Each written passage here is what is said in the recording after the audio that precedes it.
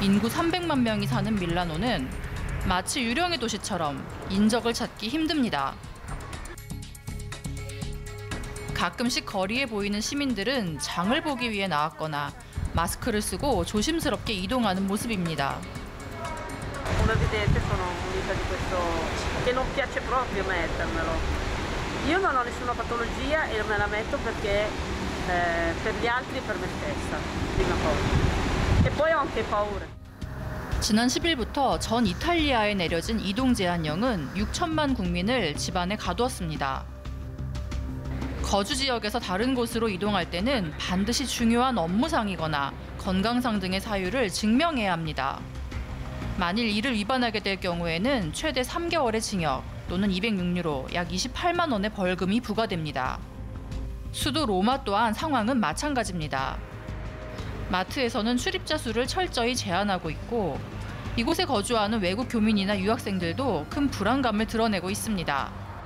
Questo periodo è un po' pericoloso in Italia, quindi vogliamo ritornare in Cina perché adesso la Cina ha già controllato il caso, quindi per noi la Cina è meglio, è più sicuro per noi. 이런 가운데 바티칸의 프란치스코 교황은 온라인으로 진행된 미사에서 의미심장한 기도를 이어갔습니다. In questo momento di pandemia, per gli ammalati, per i familiari, per i genitori con i bambini a casa, ma soprattutto io vorrei chiedervi di pregare per le autorità.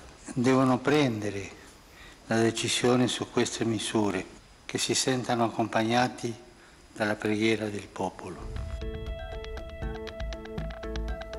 파리 샹젤리제 거리는 이동 제한령 발표 이후 모든 생기와 움직임이 사라졌습니다.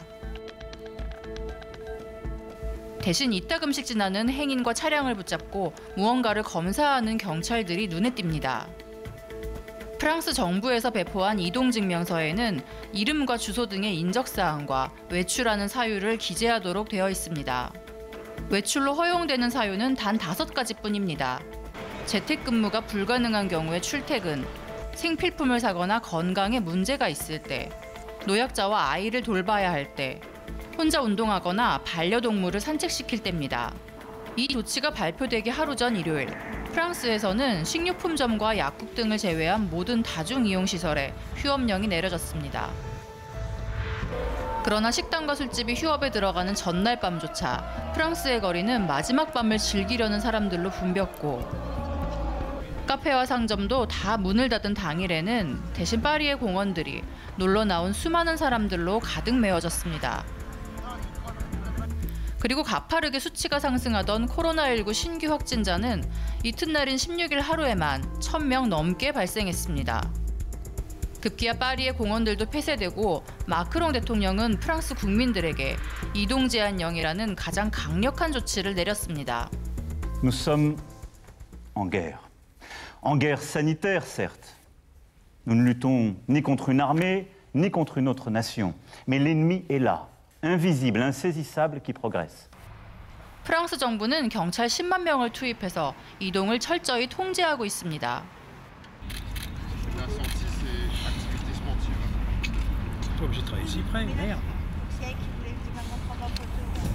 프랑스인의 93%가 이동 제한령을 찬성하고 있지만 37%는 이를 지키는 것이 어렵다고 응답했습니다. 게다가 경찰의 단속에 거칠게 저항하는 시민들도 있습니다.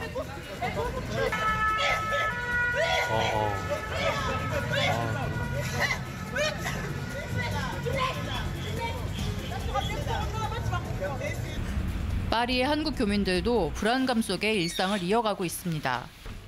운영하던 한식당을 휴업하고 남은 식재료를 폐기하기 위해 외출한 정승균 씨. 휴업이 장기화될 가능성도 있는 상황인데다 만일의 경우 외국인에 대한 현지 의료가 잘 이루어질지 걱정도 큽니다.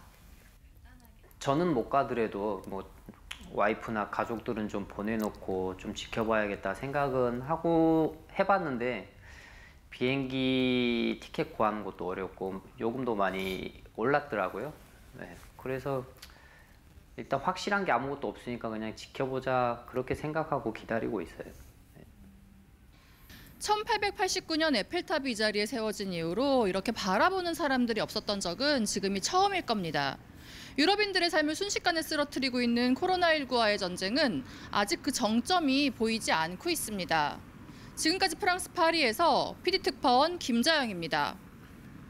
예, 강력한 규제에도 불구하고 코로나19의 확산세가 멈추지 않고 있습니다. 특히 최근에는 중남미라든지 동남아 지역의 확산세가 빠르게 진행되고 있다고요? 네, 동남아에서도 집단 감염 사례가 늘고 있고 특히 우리 교민 8만여 명이 거주하는 필리핀에서도 지금 확산세가 무섭습니다. 저희가 지난주에는 이탈리아와 이란을 연결해서 현지 상황을 알아봤는데 오늘은 필리핀에 거주하고 계신 교민분과 이야기를 나눠보겠습니다. 자, 최낙경 선생님 안녕하세요. 네, 안녕하세요. 네, 아주 이른 시간부터 전화에 응해주셔서 감사의 말씀을 먼저 드립니다. 요즘에 하루하루가 참 힘겨우실 것 같은데 상황이 어떻습니까? 네, 여기는 현지 6시쯤이고, 차 소리로 유래됐던 일상과는 달리, 적막함이 흐르고 있습니다. 네. 저는 메트로 마닐라 내 마카티시에 거주하고 있고, 3월 17일 봉쇄 조치 발표 이후부터 집에 계속 거주 중에 있습니다. 식료품을 사기 위해 가끔 외출을 하고 있는 상황이고요. 예, 그 필리핀 내에 지금 봉쇄 조치가 내려진 지역은 어디 지역입니까? 필리핀 수도가 위치한 루손섬이 3월 17일부터 4월 13일까지 28일간 거의 4주간 봉쇄 조치가 내려졌습니다. 나머지 지역은 해당 지역 주지사라든가 지자체장의 행정명령으로 통제되고 있습니다. 네, 그 봉쇄 조치라고 한다면 구체적으로 어떤 조치가 내려진 건지 좀 말씀을 해주실까요? 네, 상당히 엄격한 봉쇄 조치가 내려졌는데요. 기간 산업, 생활, 의료 서비스와 관련된 산업 외에 모든 산업군들의 종사자들에 대해서는 자택 격리 조치가 내려졌습니다. 예를 들어 병원, 약국, 기타 의료 서비스, 식료품점, 네. 음식 배달점, 일부 은행 지점 등에 대해서만 영업을 할 수 있게 조치가 내려진 상황입니다. 네, 굉장히 좀 엄격하게 관리가 되고 있는 것 같은데, 근데 부득이하게 이제 외출을 해야 되는 상황에는 어떻게 합니까? 원칙적으로는 집에서만 거주해야 되는데, 식료품 구입, 은행 방문, 의료 서비스 목적 등의 경우에만 외출을 허용하고 있고, 메트로 마닐라 곳곳의 검문소에 이런 목적 외에 외출이 적발되면 체포를 당할 수 있고 벌금을 부과받을 수 있습니다. 그렇군요. 그럼 사실 생필품이나 식료품 구하시는데 어려움이 없을까 걱정스러운데 상황이 어떤가요?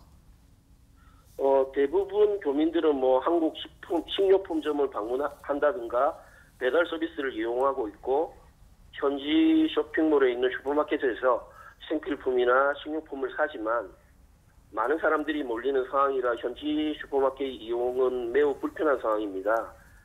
현지 슈퍼마켓의 경우 심각하지는 않지만 일부 사재기 현상이 발생하고 있었는데 3월 21일 필리핀 통상자원부에서 필수 품목 구매 수량을 지정해서 사재기를 차단하고 있습니다. 예, 필리핀에 우리 교민분들이 많이 거주하고 계시잖아요. 한 8만여 분 정도 거주하고 있는 걸로 알고 있는데 혹시 우리 교민 가운데 확진 판정 받은 분 계십니까? 지금 메트로 마닐라에 속한 루슨 지역에만 5만에서 6만 명 정도 거주하고 있는 것으로 알고 있습니다. 네.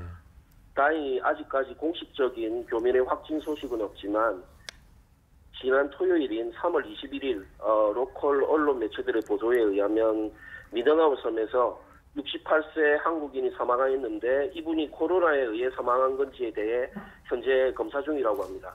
그렇군요. 그런 소식 들으시면 정말 교민분들 많이 불안하실 것 같은데요. 현재 귀국 희망자도 상당히 계실 것 같습니다. 좀 귀국하는데 어려움이 있을까요? 3월 17일 최초 봉쇄령 발표 때에는 외국인에 한해 72시간 이내로 출국을 허용해서 혼란이 있었습니다. 그 다음날 다시 외국인들은 언제든지 출국할 수 있다는 수정 발표가 있어서 큰 혼란은 없었으나 비행기표를 구하기 쉽지 않은 상황이라고 합니다. 여러 항공사들이 운항을 취소한 상황이다. 한국으로 나가고자 하는 교민들이 한꺼번에 몰리다 보니 표를 구하기는 어려운 것 같습니다. 예, 아무래도 이제 봉쇄 조치 전후로 해서 이 귀국한 분들 상당히 많으실 것 같은데 어느 정도로 혹시 추산된지 알고 계십니까? 봉쇄 조치가 갑자기 발표돼서 예. 미리 준비해서 출국할 수 있는 상황은 아니었고 학업 때문에 거주한 분들 위주로 귀국을 하고 있는 것으로 알고 있습니다.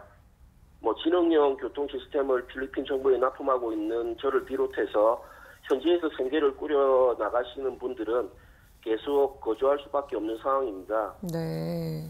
그리고 3월 19일 필리핀 외교부에서 필리핀인과 결혼한 사람 및 자녀, 외교관 이외에 외국인에 대해서는 봉쇄 조치가 철회될 때까지 입국을 불허한다는 발표를 해서 더더욱 출국하기가 어려운 상황입니다. 네, 참 생업에 많은 지장이 있으실 것 같아요. 지금 선생님을 비롯해서 교민분들 많이 어려움 호소하고 계시죠?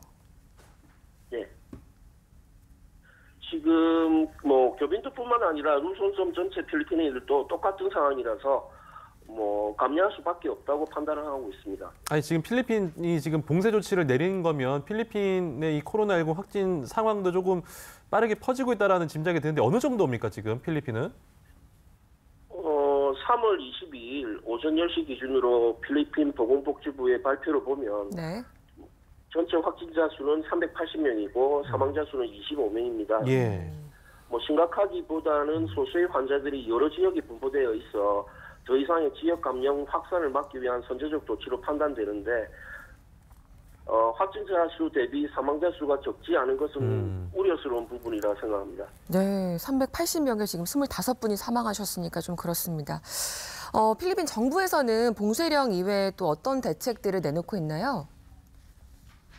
아시다시피 루손 전체에 봉쇄령이 내려졌고 각 지역별 거점에 검문소가 설치되어 모든 통행자를 통제하고 있습니다. 그리고 각 지자체들은 소독, 살포기 등으로 방역을 매일 하고 있고 주민들에 대한 식료품 지원, 생활 안정자금 지원 등도 시행하고 있습니다. 예, 필리핀 국민들의 지금 반응도 좀 궁금한데요. 다들 좀 잘 적응은 하고 계신가요? 심각하게 생각하고 있지 않다가 갑작스럽게 발표된 봉쇄 조치에 적잖이 당황한 모습이 역력했습니다. 봉쇄 조치 첫날부터 병원, 약국, 식료품 등의 종사자에 대한 교통수단 부재, 노동자들의 생활 안정자금 지원 부재 등의 부실한 점들이 많았는데 정부가 교통수단을 제공한다든지 전체 노동자들에게 일괄적으로 5,000페소, 하나 약 12만 원 상당을 생활 안정자금으로 지원하는 보완책들이 발표되고 있어 점점 안정을 찾아가는 모습이지만 커뮤니티를 통한 가짜뉴스들 때문에 꼬치를 썩고 있습니다. 필리핀도 역시 그러면 가짜뉴스들이 나돌고 있군요. 예를 들면 어떤 게 있을까요? 루손섬 전체를 군헬기를 통해 하늘에서 소독약을 살포하니 창문을 닫고 있으라는 가짜뉴스가 큰 이슈였고 예. 매일 시간대별로 식료품이나 약을 사러 갈 수 있는 시간대를 지정한다는 뉴스도 가짜로 판명되었습니다. 아, 그렇군요. 혹시 지금 마스크는 어떻게 쉽게 구할 수 있는 상황입니까? 여기에서도 마스크를 구하기는 거의 어려운 상황입니다. 교민단체나 몇몇 교민분들이 교민들에게 무상으로 마스크를 나눠주고 계신데 턱없이 부족한 게 현재 상황입니다. 네. 또 여기는 한국의 황사와 같은 대기 오염 현상이 없어서 마스크를 대부분 쓰고 다니지는 않았었는데 코로나 발생 이후 수요가 급증하다 보니 많지 않은 재고가 금방 동이 나버렸고 아직까지 필리핀 정부에서 마스크 공급 관련 대책은 발표되지 않은 상황입니다. 네, 참 오래 갈 거라는 전망이 나오고 있어요. 코로나19 지금 이 상황에서 가장 힘드신 점이 어떤 게 있을까요? 자가 격리 수준의 조치 기간이 한 달 정도라 집에 갇혀 있다시피 해야 해서 정신적 고통이 상당합니다. 그리고 정부 정책에 아직 여러 허점들이 있어서 여러 면에서 불편한 점이 많고 비자 또는 외국인 관련 정책들이 오락가락해서 저뿐 아니라 대다수 교민들이 불안해하고 있는 상황입니다. 예, 마지막으로 교민 그리고 시청자분들께 한 말씀 해주시죠. 뉴스로만 현지 사정을 접하신 분들은 필리핀도 많이 심각하다고 느끼실 텐데 여러 지역에서 동시다발적으로 발생한 소수의 확진자들 때문에 전체 지역 감염 확산 우려를 선제적으로 차단하기 위해 내려진 조치입니다. 현재 상황에서는 크게 우려하지 않으셔도 된다는 말씀을 드리고 싶고 한국의 코로나 상황이 빨리 정리돼서 정상화가 이루어지길 국민 한 사람으로서 진심으로 기원합니다. 네, 최낙경 선생님 그리고 많은 교민분들 다들 건강 유의하시길 바라고요. 오늘 소식 전해주셔서 감사합니다. 고맙습니다. 네, 감사합니다. 예, 계속해서 이 글로벌 경기 침체 이야기 해보겠습니다. 참 좋은 경제연구소 이인철 소장 나왔습니다. 안녕하십니까? 안녕하세요. 예, 실물 경제가 무너지면서 지금 세계 각국이 지금 금융 위기급 경제 위기가 왔습니다. 근데 우리나라가 미국과 통화 스와프 체결했어요. 많은 분들이 통화 스와프 뭔지 궁금해하십니다. 먼저 조금 전 방송 들어오기 전에 네. 이 전 세계로 어느 정도로 확산된 날을 좀 따져봤어요. 네. 189개 국가입니다. 메르스 사태 당시가 27개 국가, 예. 사스가 26개였어요. 비교가 안 중동과 되네요. 예. 아시아 지역의 위기여서 글로벌 공급망이 훼손되지는 않았습니다. 네. 근데 이렇게 지금 전 세계적으로 경제가 흔들리니까 달러 사재기가 정말 기승을 부리고 있습니다. 이러다 보니까 지금 우리 달러 마이너스 통장 하나쯤 있었으면 좋겠는데 라는 생각을 하게 되는데 지난주에 네. 일단 이제 미국 중앙은행과 한국 중앙은행이 통화 스와프를 체결했는데 직장인들이 이제 비상금 통장과 비슷합니다. 네. 우리의 원화를 맡기고 네. 이에 상응하는 달러를 우리가 필요할 때 쓰는 거예요. 네. 물론 쓴 만큼 이자를 내야 합니다. 네. 자, 이런 이제 통화 스와프가 미국이 모든 국가가 다 해줬느냐? 그게 아니에요. 네. 9개 국가가 9개 했습니다. 국가. 예. 9개 국가가 했고 이 규모는 600억 달러. 우리 돈으로 하면 약 77조 원 상당, 네. 77조 원 정도의 상당의 달러를 우리가 네. 필요하면 쓸 수 있는 긴급 비상용 통장 한 개가 만들어진 거고 계약 기간은 6개월입니다. 이게 달러의 마이너스 통장이라고 말씀하시니까 굉장히 잘 와닿는데 사실 미국이 원화를 사용하는 것보다 우리가 달러 쓸 일이 더 많을 것 같거든요. 미국이 왜 스왑을 체결해 준 거죠? 그러면 우리가 막 매달렸을 것 같다. 이제 원화 가치가 너무 이제 출렁이니까라고 생각을 하실 텐데 그건 아닙니다. 네. 미국도 원했어요. 지금 전 세계적으로 안전자산이고 뭐고 다 필요 없다.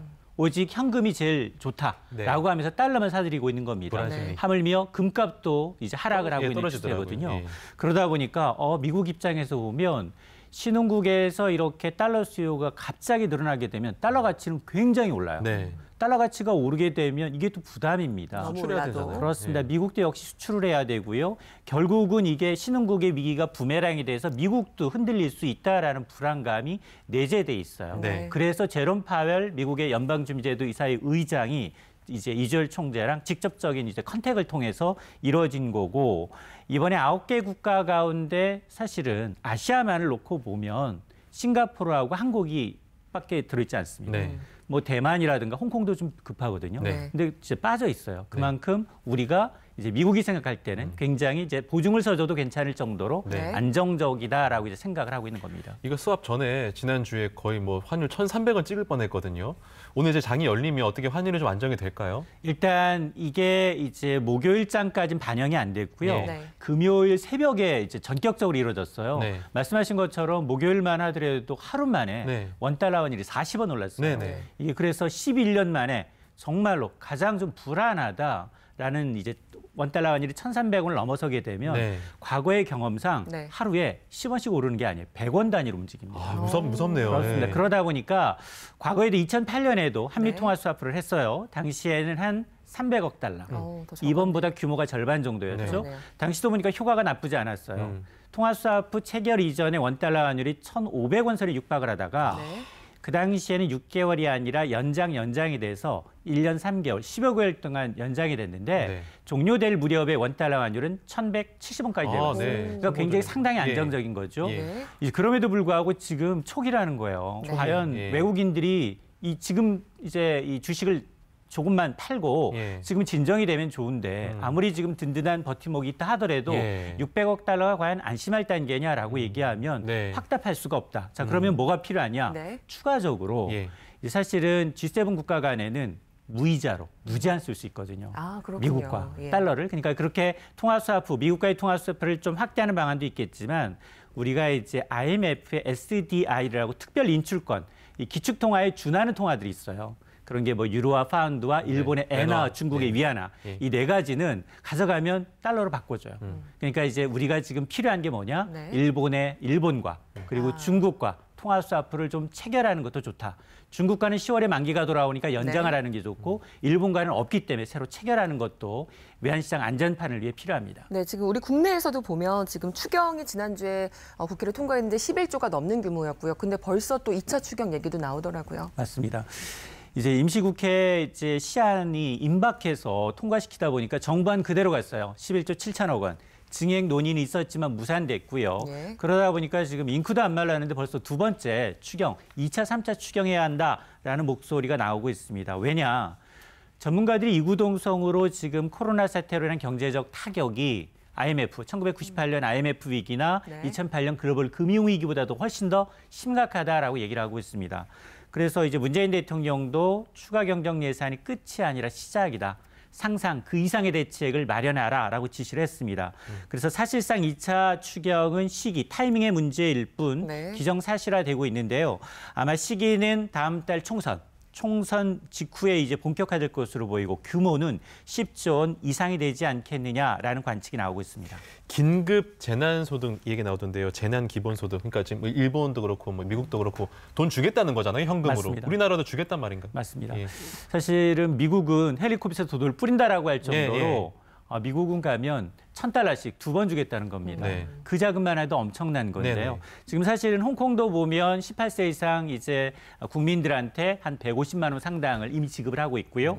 또 일본도 이제 한 명당 5만 엔 정도 지급을 추진을 하고 있습니다. 이게 지금 직접적으로 돈을 줘서 당장 급하신 분들한테 좀 소비를 좀 진작시키자라는 취지입니다. 네, 지금 전주가 우리나라 지자체 중에 가장 먼저 지금 이 재난소득을 도입을 했는데 다른 지자체로 논의가 확산이 되고 있죠. 물론 찬반 논의도 있고요.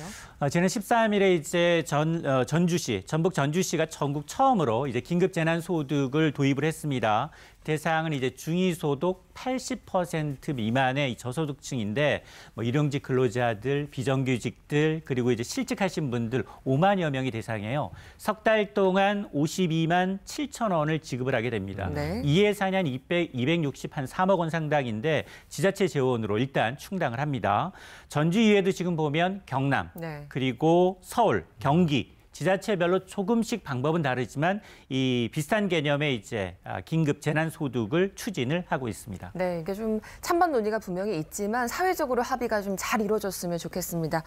이인철 소장님과 오늘 여기까지 이야기 나누겠습니다. 고맙습니다. 고맙습니다.